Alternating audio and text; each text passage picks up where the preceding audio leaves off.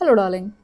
I am mentioning the story. I don't know आप में से कितना इस चीज़ को रिलेट करोगे।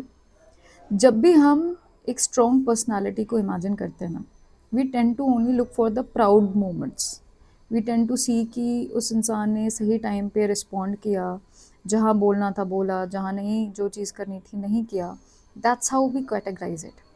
तो अगर कोई इंसान कहता है कि मैं स्ट्रांग हूँ, we tend to look for वो प्राउड मोमेंट जहाँ पे हमने बहुत अच्छे से एक्शंस किए हैं या बात कही है।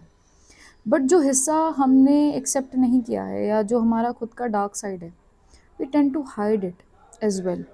एंड लेट्स बी ऑनेस्ट कि हर इंसान के अंदर वो होता है। बट क्या सच में एक स्ट्रेंथ हाइडिंग दैट पार्ट से आती है? I don't think so. I'll tell you the story of my client जिससे अभी तुरंत थोड़ी देर पहले I was having this coaching session. She lives in Dubai. Even though she is from India and she's a great nurse, वहाँ पे भी she's earning everything, she's married and she's having kids and everything, well settled. And this lady is struggling to find herself strong enough. To my amazement, मुझे खुद में ये चीज़ विश्वास हुई कि आप कैसे ये चीज़ बिलीव कर रहे हो। तो उनकी एक स्टोरी थी, उसमें पास्ट में देयर वाज एन इंसिडेंस जहाँ पे हॉस्पिटल में, even though she is a nurse, उनको सारे प्रोसीजर का पता है।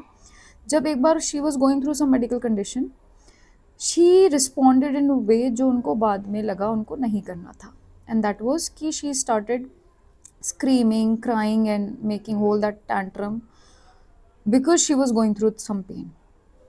एंड टू माई सेल्फ, मुझे तो ये चीज़ बहुत ही जेन्युइन लगी कि if a person is going through some pain, वो चिल्लाएगा ही ना। बट उनके लिए वो चीज़ गलत थी because she should have known it कि इतना तो पेन होता है बीइंग अ नर्स। तो उन्हें ऐसा नहीं करना था। May be people laughed at her and made jokes about it and that hit her badly. हम सब ऐसे ही हैं।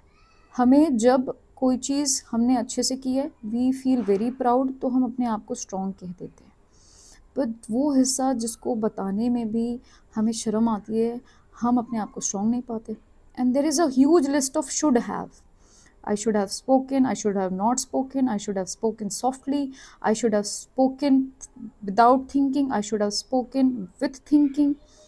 मतलब this list of should have बहुत लंबी है हमारी, and we all have it. But let me ask you, जो हिस्सा आपका ओरिजिनली चिल्लाना चाह रहा था वहाँ पे, वो हिस्से की कहाँ जगह है फिर? And since when and who said it कि प्रिटेंशन इज योर स्ट्रेंथ? आप जब आप ही नहीं हो, then who is the one playing the strong here? That's my question.